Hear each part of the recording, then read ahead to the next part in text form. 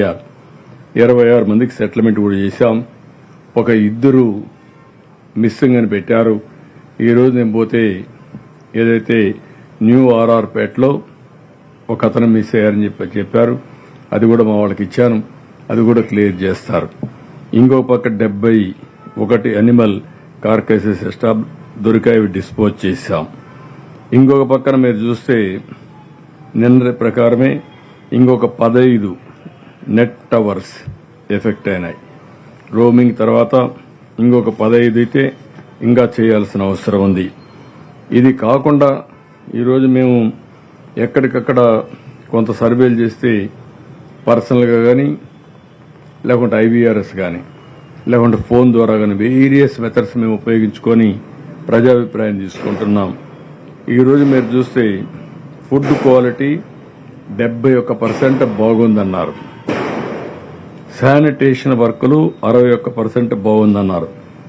Power supply 83.5% బాగుందన్నారు. Water supply 84% బాగుందన్నారు. Water supply చాలా బాగుంది. దాని తర్వాత పవర్ సప్లై బాగుంది. దాని తర్వాత క్వాలిటీ ఆఫ్ ఫుడ్ బాగుంది. దాని తర్వాత శానిటేషన్ కూడా ఇంప్రూవ్ అవుతోంది. ఇంకా ఇంప్రూవ్ చేయాలి. It is elaborate process. ఇది లెబోరియస్ ప్రాసెస్. ఒక పక్క వర్షం పడతా ఉంది, ఒక పక్క ఎవరన్నా తిన్నవాళ్లు కానీ బాటిల్స్ కానీ రోడ్డు మీద వేసే పరిస్థితికి వస్తున్నారు.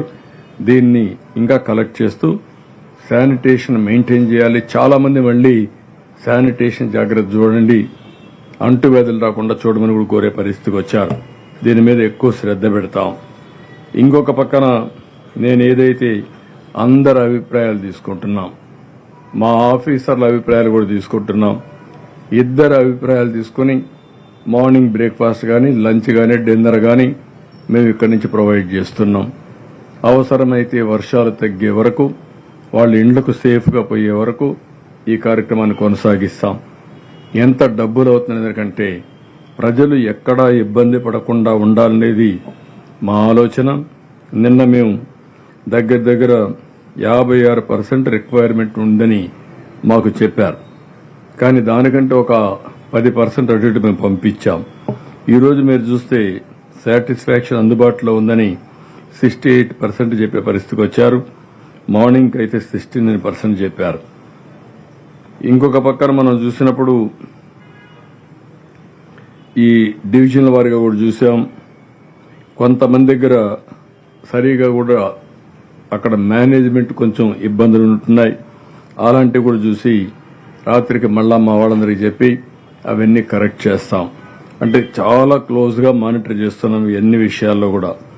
రూరల్ ఏరియాలో కొంచెం బెటర్ గా ఉంది. అక్కడ కూడా సాటిస్ఫాక్షన్ అయితే కొంచెం నిన్న 62% మాకు కావాలన్నారు. సాటిస్ఫాక్షన్ కూడా 66%, 68% వచ్చే పరిస్థితి వచ్చింది. ఇవి బ్రాడ్ గా కొనసాగించే కార్యక్రమాలు. ఈరోజు మళ్లీ అర్బన్ కంపెనీని పిలిపించి మాట్లాడాం. ఇండ్లకు అవసరమైనటువంటి స్కిల్డ్ లేబర్, మెకానిక్ కావచ్చు, కార్పెంటర్ కావచ్చు, ప్లంబర్ కావచ్చు, ఎలక్ట్రీషియన్ కావచ్చు, ఈ విధంగా వేరియస్ ఏదైతే ఒక గ్యాస్ స్టవ్ రిపేర్ చేసేదానికి ఒక వ్యక్తి కావాల్సి వస్తుంది, లేకపోతే ఒక ఫ్రిడ్జ్ రిపేర్ కావాల్సి వస్తుంది, లేకపోతే ఒక టీవీ రిపేర్ కావాల్సి వస్తుంది. చిన్న చిన్న స్పేర్ పార్ట్స్ పోతే అవన్నీ మార్చాల్సి వస్తుంది. ఇంకొక పక్కన ఇవన్నీ క్లీన్ చేయాల్సి వస్తుంది. పెద్ద ఎత్తున క్లీన్ చేయాలి. క్లీన్ చేసిన తర్వాత దీన్ని ఏ విధంగా మళ్లీ వాడే వరకు ఏమేం చేయాలని అవన్నీ చేయాల్సిన అవసరం ఉంది. ఈ టెక్నిక్స్ అన్ని కూడా స్టడీ చేస్తున్నాం. ఏ ఒక్కరికి ఇబ్బంది రాకుండా ఉండడానికి. ఇక్కడ వీళ్ల దగ్గర కూడా తక్కువ ఉన్నారు. విజయవాడలో తక్కువ ఉంటే మనం ట్రైన్ చేసిన వాళ్ళు ఒక 500 మంది ఉన్నారు. ఆ 500 మందిని కూడా పిలిపించి వాళ్ళ ప్లాట్ఫామ్ లో పెడుతున్నాం.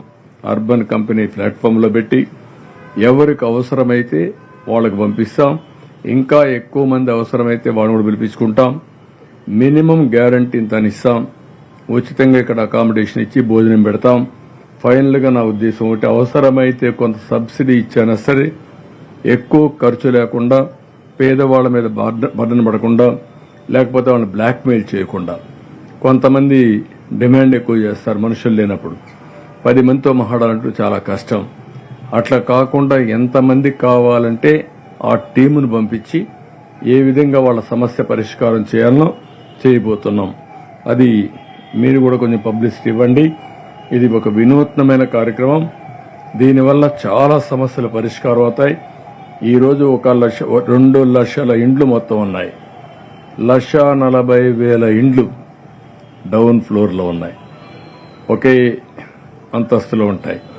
అలాంటి డౌన్ ఫ్లోర్లో ఉండే ఇండ్లన్నీ తడిచిపోవడం, లేకుంటే నీళ్లన్నీ వచ్చేయడం, వాళ్ళు వాడే అన్ని వస్తువులు కానీ, డోర్లు కానీ, ఫర్నిచర్ కానీ మొత్తం పోవడం, వీళ్ళకి చాలా మంది అవసరం. ఈవెన్ పెయింట్ వేయడానికి కూడా మనుషులు అవసరం, పెయింటర్ కూడా అవసరం. ఇలాంటివి ఏరియాస్ ఉన్నాయి. అవన్నిటికీ వీళ్ళ ప్రొవిజన్లో పెడతాం. వాళ్ళకందరికీ ఏ విధంగా ఉపయోగించాలనో ఒకసారి ఉపయోగించే విధంగా ముందుకు పోతాం. ఇంకొక పక్కన చాలా దిక్కలు నేను వెళ్ళాను.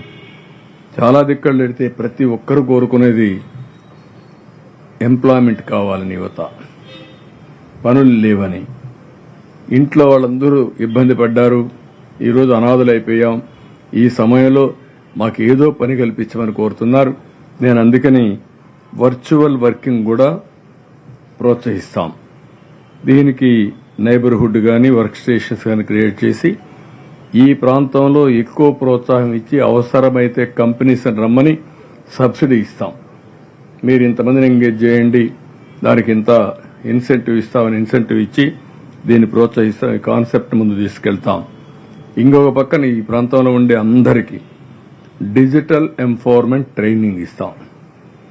సో దట్ డిజిటల్లీ అందరూ లిటరేట్స్ కానీ డిజిటల్ లిటరేట్స్ కాదు.